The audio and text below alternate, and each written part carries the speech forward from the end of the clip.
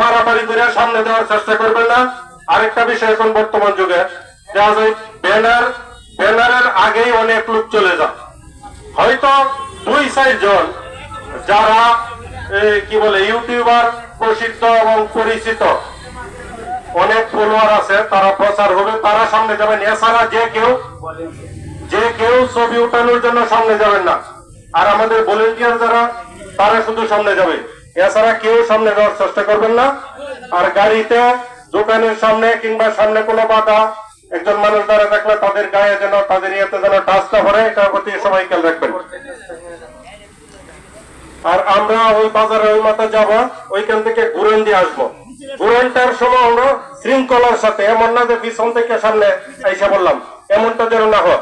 এক কথায় যে বললাম যে আমরা মানবতার মুক্তির দূত হযরত মুহাম্মদ সাল্লাল্লাহু আলাইহি ওয়াসাল্লামের আদর্শের সৈনিক।